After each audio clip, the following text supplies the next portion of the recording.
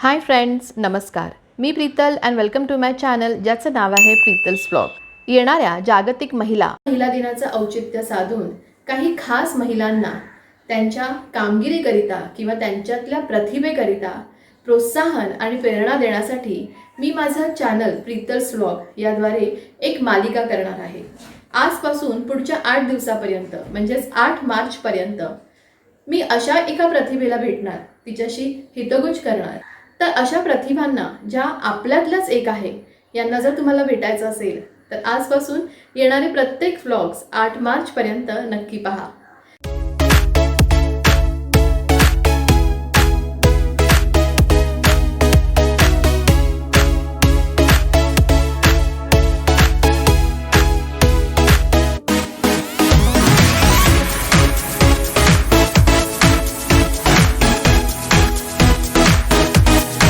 तर आज मी भेटणार आहे आजच्या प्रतिभेला, आणि ती आहे जी तिच्या हळूवार पण तितक्याच खंबीर शब्दांनी मनात आणि हृदयात निर्माण झालेल्या गुंत्याला हळूवारपणे सोडवते.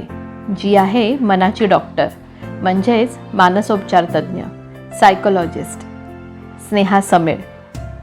स्नेहा समेळ या काउन्सिलिंग सायकोलॉजिस्ट तसेच बॅच फ्लावर थेरपिस्ट आहेत.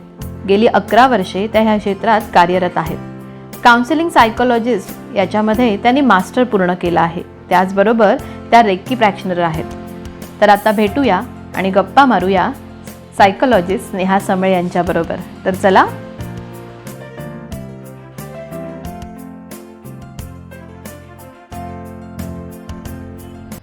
तर आज आपण भेटणार आहोत आजची प्रतिभा. नमस्कार स्नेहा. सगळ्यात आधी माझं प्रीतल्स ब्लॉग ह्या चॅनलमध्ये तुमचे मनापासून स्वागत. तुम्ही तुमच्या बिझी स्केड्यूलमधून आम्हाला वेळ दिल्याबद्दल खूप धन्यवाद. आणि जागतिक महिला दिनाच्या म्हणजेच इंटरनॅशनल वुमन्स डेच्या तुम्हाला हार्दिक शुभेच्छा. Thank you very much. तुम्ही मला इथे बोलवलं आणि माझं सौभाग्य आहे की मला ही ऑपॉर्च्युनिटी मिळाली आहे आपल्या व्ह्युअर्सशी कनेक्ट करायला आणि ही छान सिरीजमध्ये एक भागीदार व्हायला. Thank you so much. Thank you Sneha. Sneha, सगळ्यात आधी मला हे जाणून घ्यायचं आहे की सायकोलॉजिस्ट व्हायचं आहे हे तुम्ही ठरवलं होतं, म्हणजे याची सुरुवात कुठून झाली हे जाणून घ्यायला मला नक्की आवडेल. प्रीतल, ॲक्च्युली ही जर्नी माझी खूप विचित्र जर्नी होती, कारण मी ही कधी सायकोलॉजी करायचा विचार केला नव्हता. मला जर्नलिझममध्ये जायचं होतं आणि मला रायटिंग वगैरे खूप आवडतं. पण मला आठवतं मी SYJC मध्ये होती आणि तेव्हा आमच्या कॉलेजच्या तिथे मी बँड्राच्या सेंट अँड्रूज कॉलेजमध्ये होती. तेव्हा तिथे एक सिस्टर क्रिस्टोबेल्स ट्रस्ट करून जागा होती जे अनाथ मुलांसाठी खूप काही काम करायची. तर सकाळची माझी वेळ असायची, लेक्चर्स अर्ली मॉर्निंगचे असायचे आणि मी एक अर्ली बर्ड होती, तर मी कॉलेजला लवकर पोचायची. तर त्या छोट्या छोट्या लेन्समध्ये चालताना त्या गल्ल्यांमध्ये बघायची एक टीम आहे जे अनाथ मुलांसाठी भरपूर काही काम करते. तर मला लहानपणापासून लोकांची मुलांची आवड होती आणि असं मी कोणाला काय पीडित बघितलं तर मी जायची मदतीला. तर तिथे जाऊन मी व्हॉलंटरी वर्क सुरू केलं आणि त्या एक छोट्याशा जर्नीमध्ये मला रिअलाइज झालं की या जगामध्ये पैशाची कमी नाही आहे. जे आपल्याला वाटतं की लोकांना पैसे नाहीये, खायला प्यायला नाही आहे, हे सगळं लोकांकडे असून सुद्धा पण काहीतरी होतं की त्यांच्या चेहऱ्यावर ती स्माइल, ती हॅपीनेस पूर्णपैकी यायची नाही. आणि मी कॉलेजमध्ये होती, मला पॉकेट मनीच मिळायची, म्हणजे माझ्याकडे असं त्यांना देण्यासाठी काहीच नव्हतं. पण त्यांच्याकडे जाऊन जो वेळ मी स्पेंड करायची, रडता मुलाला मी हसताना बघितलंय after I left. So I realise मी काय असं वेगळं करते that is making people happy. SYJC मध्ये I had to also choose one of my major subjects. So that is where I got expose to psychology. आणि psychology शिकता शिकता आणि माझं हे सोशल वर्क करता करता मी रिअलाइज केलं की जे मी पुस्तकात वाचते ते मी प्रॅक्टिकल लाईफमध्ये अप्लाय करते and it is working for me. So then I realise the language of the mind and the heart is psychology. म्हणजे थोडक्यात हे बीज तुमच्या टीनेजच्या वयामध्ये तुमच्या मनात रुजलं. मी 16.5 इयर्सची होती जेव्हा हे बीज बोलत गेलं. म्हणजे खूपच लहान वयात तुम्हाला खूप मोठा विचार तुमच्या मनात आला आणि तुमची हीच प्रतिभा मला जाणवली. थँक्यू. स्नेहा, आत्ता जो प्रश्न मी तुम्हाला विचारणार आहे तो अगदी नाजूक आहे, पण मला असं वाटतं की तो खूप महत्त्वाचा आहे, खूप इम्पॉर्टंट आहे. कसं असतं ना स्नेहा, की जनरली कसं होतं की आपलं पोट दुखलं किंवा डोकं दुखलं किंवा अशा छोट्या काही गोष्टी आपण डॉक्टरकडे जातो. बरोबर. आणि समाजात ते बघताना पण असं होतं की ठीक आहे, डोकं दुखतंय किंवा सर्जरी आहे.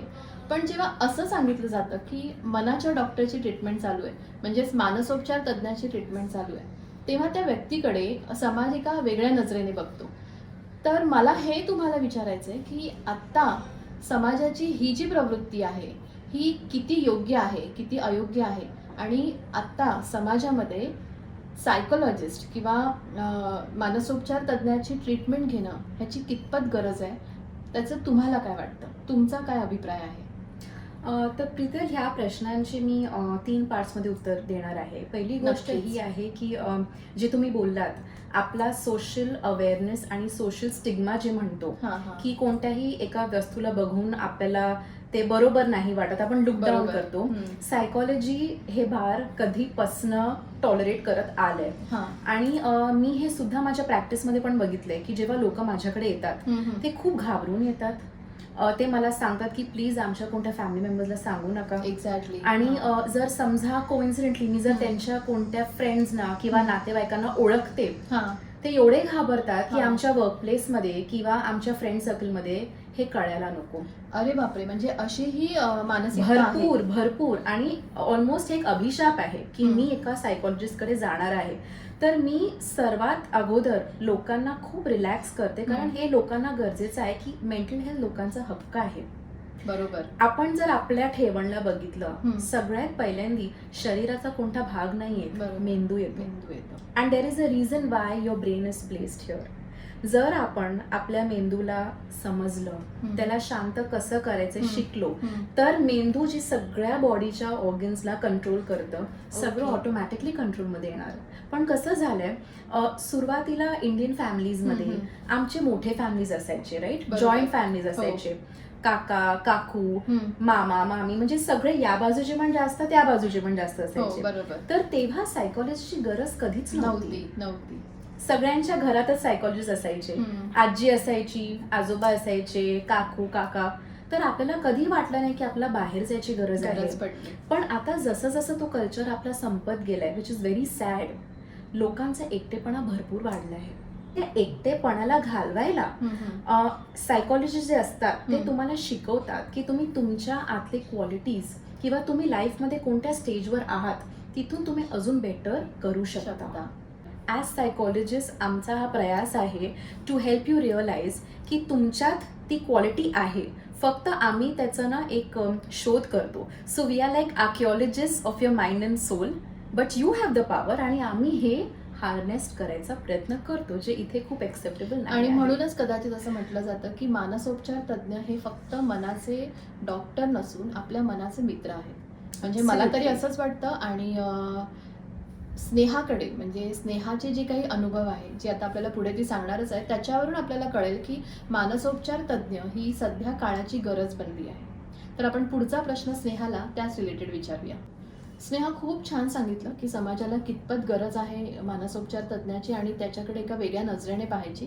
तुम्ही खूप छान पद्धतीने एक्सप्लेन केलं आणि मला असं वाटतं की व्ह्युअर्सला ते कळलं असेल की मानसोपचार तज्ज्ञ हे काही शाप नाही आहे, तो खरोखर एक आशीर्वादच आहे समाजासाठी.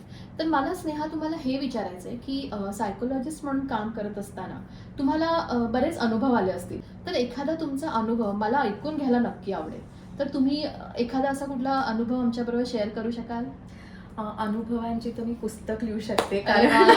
मग मला खूपच आवडेल ऐकायला. हो. एवढ्या वर्षामध्ये एवढे क्लायंट्स, आम्ही मुद्दाहून लोकांना पेशन्स नाही म्हणत, बिकॉज आम्हाला नाही वाटत की हे हम्म. रोगी आहेत. पण आमचे जे बरोबर. क्लायंट्स असतात त्यांना आम्ही जेव्हा इंटरॅक्ट करतो, हम्म. तर पहिला माझा एक युनिव्हर्सल अनुभव आहे की जे इश्यूज आहेत थ्रू माय प्रॅक्टिस, जे मी रिअलाइज केलंय in terms of women's empowerment, since आपण विमेन्स Women's डेच्या Day करत निमित्ताने आहोत. हो. करणार आहोत. तर थोड्या महिन्यापूर्वी मी अजमानमध्ये एक रिमोट टीचिंगची ऑपॉर्च्युनिटी घेतलेली where I was teaching psychology as an academic subject to the girls over there. तर एक 14-15 वर्षाच्या मुली होत्या. आणि अजमान म्हणजे दुबईच्या जवळच एक छोटंसं एमिरेट आहे. तर अच्छा. UAE मध्ये this is one of the countries. आणि तिथे आपण जेव्हा दुबईचा UAEचा विचार करतो आपल्याला विकास हो हो. आणि UAE म्हणजे अशी जागा आहे तुम्ही 6 महिन्यानंतर गेलात इट्स अनरेकग्नायझेबल. अच्छा. कारण तिथे एवढा विकास होतो. तर म्हणजे आपण अज्युम करतो जिथे विकास तिथे प्रगती, बरोबर. जिथे प्रगती तिथे खुशाली, हो, हॅपीनेस, हो. राईट. सो माझा पण तोच विचार हा. होता. पण असा एक दिवस आलेला जेव्हा त्याच सेशन्स मध्ये माझ्या स्कूल टायमिंगच्या नंतर एका स्टुडंटचा मला फोन आला आणि तिने मला एक 10:30-11 इंडियन स्टँडर्ड टाइमला फोन केलेला आणि शी वॉज ऑलमोस्ट ऑन द वर्ज ऑफ एंडिंग हर लाईफ. आणि हा मला कम्प्लीट शॉक झालेला. 14-15 वर्षाची मुलगी. येस. कारण स्कूलमध्ये ती अगदी बरोबर असायची, आमचं व्हिडिओ कॉन्फरन्सिंग व्हायचं, ती खूप हॅपी होती. तर तिचं मला फोन करणं पहिल्यांदा was a shock to me की झालं काय. आणि जेव्हा ती माझ्याशी बोलायला लागली मला कळलेलं की ह्या बंधनात होती. तर मी विचारलं कसलं बंधन. तर सामाजिक, आई वडिलांकडनं.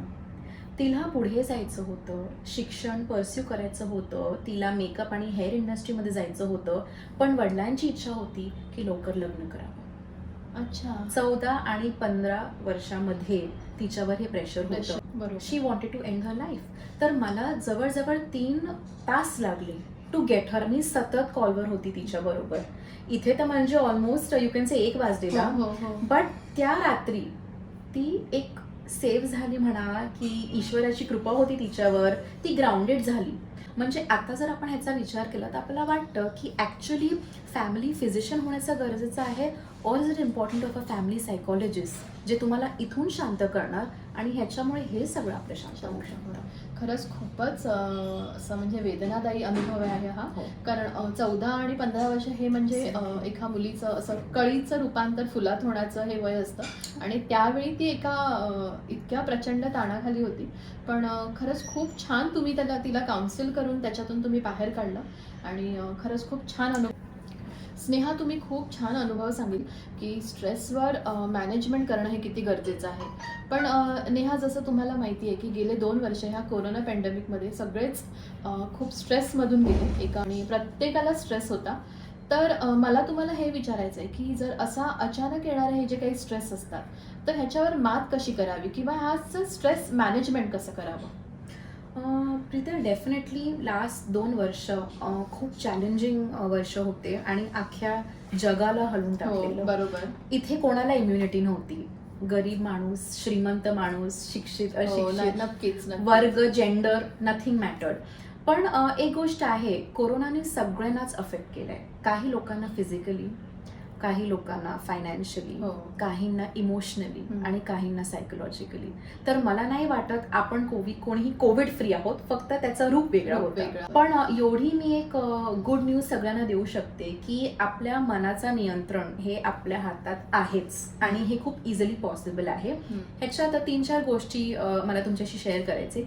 पहिली गोष्ट ही आहे की सकाळी जेव्हा तुम्ही उठतात आणि बिफोर टचिंग युअर फोन वॉशरूमला जाऊन तुम्ही आलात, देवाचं नावही घ्यायच्या अगोदर तुम्ही एक 10 मिनिटं जर स्वतःबरोबर बसलात आणि स्वतःला फक्त एवढं बोला की I accept everything that is happening to me. माझ्याबरोबर जे घडतंय ते चांगलंच घडतंय आणि सुंदरच घडतंय. आणि ही गोष्ट फक्त बोलण्याची नाही आहे, कारण खरंच हे आहे. पॅन्डेमिकमध्ये जर लोकांच्या बऱ्याच गोष्टी गेल्या तर लोकांना बऱ्याच गोष्टी मिळाल्या सुद्धा, ऑपॉर्च्युनिटीज मिळाल्या. हो, बरोबर. स्वतःमध्ये वेगवेगळे टॅलेंट्स आहेत हे पण लोकांना कळलं. लाईफ कशी जगायची हे सुद्धा लोकांना कळलं. आपण गमवलं पण मिळवलं सुद्धा. तर ही पहिली गोष्ट आहे, self acceptance of everything that is happening to me. दुसरी गोष्ट, सतत एक सकारात्मक विचार ठेवा. Everything is good. कारण कोणतीही ॲडव्हर्सिटी किंवा कोणती एमर्जन्सीमध्ये एक गोल्डन ऑपॉर्च्युनिटी नेहमी असते. त्रास कुठे होतो, आपली नकारात्मक विचार जे असतात आपण ऍक्सेप्ट करत नाही आणि आपण वळून बघत नाही. बरोबर. तर आपणच स्वतःचे दुश्मन होतो. जग तर आहेच, पण आपणच स्वतःचे दुश्मन होऊन जातो. कारण आपण स्वतःला बोलत राहतो, आता माझं वाईट झालंय, आता मी काय करणार पुढे. तर positive thinking is very important. And third thing is, as psychologist आम्ही तुमचे फ्रेंड्स आहात and we are here to help you. कधी जर तुम्हाला वाटलं की तुमचा स्ट्रेस मॅनेज नाही होत, भूक जास्त लागली आपल्याला, अवेळी झोप, अवेळी भूक, आपल्याला जर वाटलं की आपले मूड्स खूप फ्लक्च्युएट होत आहेत किंवा बायोलॉजिकल पॅरामीटर्स आपले बरोबर नाही आहेत, बीपी खूप वाढला, धबधबे वाढले, तुम्हाला माहिती आहे की तुमच्यात काहीतरी चाललंय जे तुम्हाला सूट नाही होत, काही लोकांना पोटांचा त्रास होतो, अशा गोष्टी आठवड्याभर बघा. जर तुम्हाला वाटलं की तुम्हाला घराचे उपचार करून डॉक्टराकडे काही तुम्हाला रिलीफ नाही होत, then you know maybe this is now time to meet a psychologist, not a psychiatrist, a psychologist first, जे तुम्हाला गाईड करतील what is the best remedy for you. तर ह्या 3 गोष्टी जर तुम्ही माइंडमध्ये ठेवलात ना, आय एम व्हेरी शुअर कसलाही स्ट्रेस असून घ्या, यू कॅन ओव्हरकम इट. कारण तुमच्यात एवढी पॉवर आहे ना, जे फक्त म्हणजे थोडक्यात स्नेहाने आपल्याला एक तर सकारात्मक विचार, सेकंड सेल्फ एक्सेप्टन्स, आणि थर्ड जर त्याहूनही नाही झालं तर तुम्ही एखाद्या चांगल्या सायकोलॉजिस्टची नक्कीच मदत घेऊ शकता. पण स्नेहा, खूप महत्त्वाचा प्रश्न असं मला वाटतो, तुम्हाला माहिती आहे की एक स्त्री तिच्या आयुष्यात वेगवेगळ्या टप्प्यांवरून जाते, तर मला हे विचारायचे की हे जेव्हा टप्पे ती पार पडत असते तेव्हा काही रेमेडीज किंवा असं काही असेल की ज्याची मदत घेऊन ती ह्याच्यातून सुकर अशी बाहेर पडू शकते. पहिली गोष्ट तर स्त्रियांची जे लाईफ आहे, इट्स अन अमेझिंग, अजूब आहे. कारण ईश्वरानंतर जर कोणाकडे ती शक्ती आहे तर ती नारी शक्ती. कारण तुम्ही एका लाईफला जन्माला आणतात आणि त्याचं तुम्ही ही लाईफ सेट करतात, plus you are playing different roles of a mother, daughter, wife, आणि आपले हे रोल्स ना इन्फायनाईट असतात अँड देर अनएंडिंग. तर ह्याच्यामध्ये आपली जी ऊर्जा असते कधी कधी ती थोडीशी ना कंटॅमिनेट होऊ शकते. त्याच्यामुळे काय असतं, आपण एका ककूनमध्ये जातो आणि आपण विसरतो की आपण कोण आहोत, मी कोण आहे. येस, मी वाईफ आहे, मी आई आहे, मी जॉबवर हा डेझिग्नेशन, हा पोस्ट, पण मी कोण आहे. आणि या फेजमध्ये बहुतेक बायकांना विड्रॉ करतात. ह्याच्यानंतर सुरुवात होते सायकोलॉजिकल आणि फिजिकल. पण बायकांमध्ये हॉर्मोन्स असतात, न्यूरोकेमिकल ट्रान्समिटर्स असतात, and there are many other chemicals जे खूप सेन्सिटिव्ह असतात to our environmental stress and our psychological stress. म्हणून जेव्हा बायकांचे पिरियडचे इश्यूज सुरू करतात, मोस्ट विमेन ते इग्नोर करतात, हे विचार करत की आता हे जाईल. मग ते वर्षोनवर्ष दुसरा स्ट्रेस त्याचा क्लब होतो, हा बॉडीचा साईन असतो की समथिंग इज नॉट राईट, आणि नंतर एका दिवशी पीसीओडी. आणि ही समस्या खूप जास्त आहे, अगदी टीनेजच्या म्हणजे जस्ट पिरियड चालू झालेल्या मुलींमध्ये हो. But you have to understand that for a women it is very important to see these red flags. Okay, mood swing जसं मी म्हणाली, वेट चेंजेस, कोणाशी बोलण्याची इच्छा अजिबात नाही आहे, किंवा तुमच्या स्पाऊसशी पण आपलं कनेक्शन वर खाली होतं. So you need to know की तुम्ही जे विचार करता, तुमचा स्ट्रेस, ह्याचा इफेक्ट हेड टू टो तुम्हाला होतच आहे. मे बी तुमचे केस गळू शकतात, तुमची स्किन ड्राय होऊ शकते, तुम्हाला रॅशेस येऊ शकतात. बायकांमध्ये ॲक्ने आणि रॅशेस, येस, हॉर्मोनल इश्यू होतो, पण स्ट्रेस सुद्धा is responsible for this to a very great extent. तर अशा सगळ्या गोष्टींना कंट्रोल करायला एक ब्युटिफुल रेमेडी आहे, which I practise along with counselling. आपण ह्याला बॅच फ्लावर रेमेडीज म्हणतो. हे इंडियन नाही आहे. It was developed in the 1930s in UK by doctor Edward बाच. की फुलांचा जो अर्क असतो, जो मेन त्यांच्या तत्व असतो, ते आपण सायकोलॉजिकल कन्सर्नसाठी वापरू शकतो. तर तुम्ही म्हणू शकतात होमिओपॅथीचे जे फादर होते सॅम्युअल हॅनिमन, ते त्यांच्याकडनं खूप इन्स्पायर्ड होते.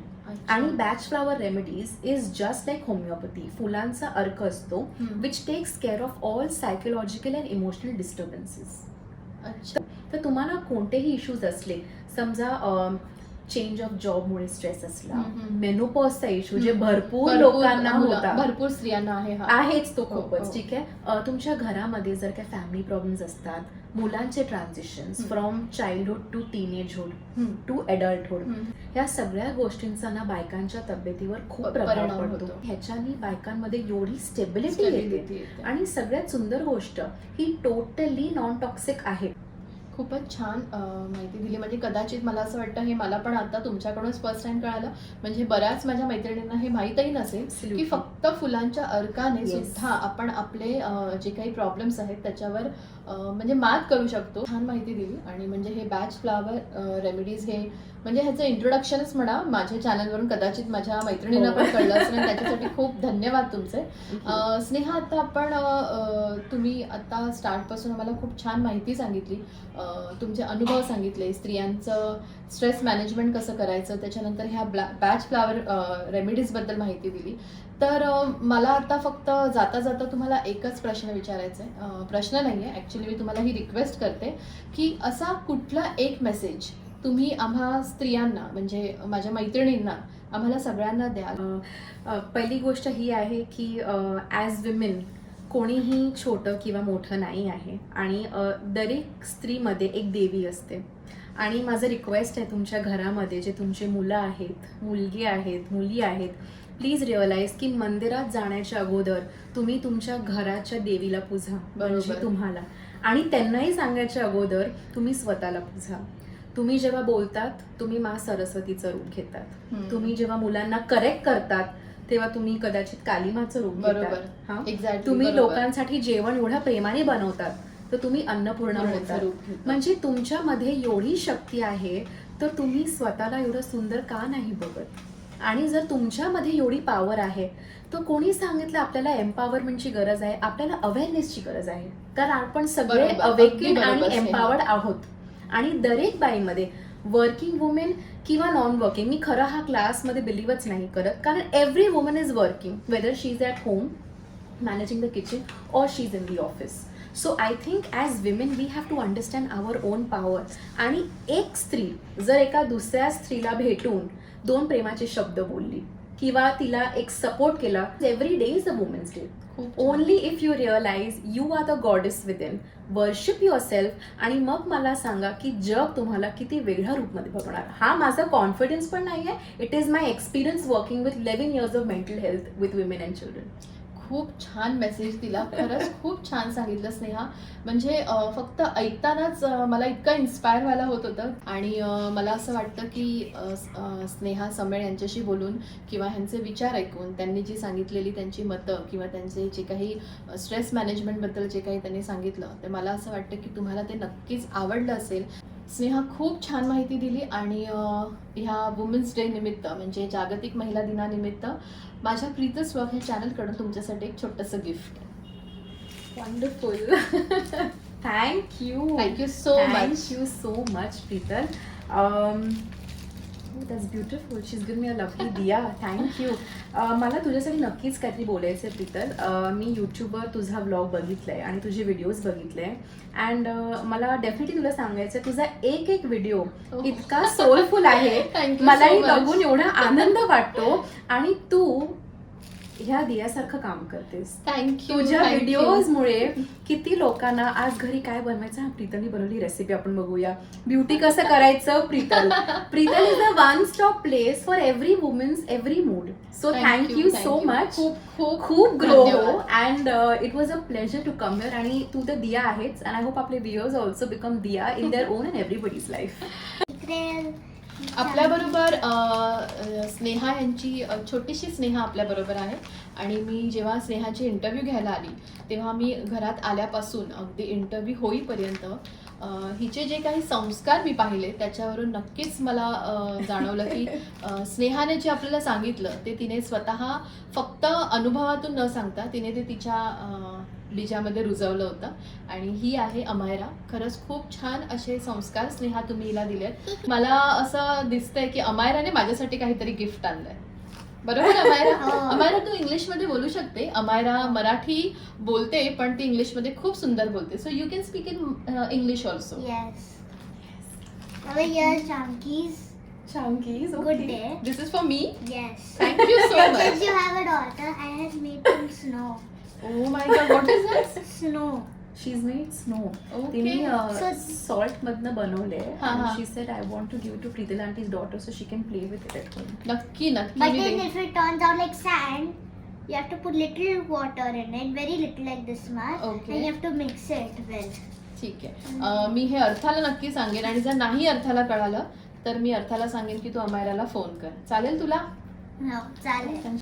Thank you for coming. हे बघा खूप छान अमायराने बनवलंय आणि हे तिने स्नो बनवलंय जे ती माझ्या मुलीसाठी देणार आहे आणि हे छोटंसं चॉकलेट तिने माझ्यासाठी केलंय.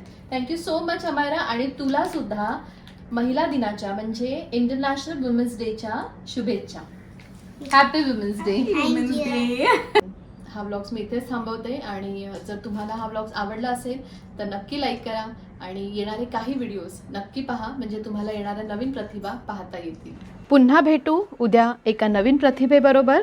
तोपर्यंत बाय, टेक केअर आणि स्वतःला स्वीकारा आणि स्वतःवर प्रेम करा.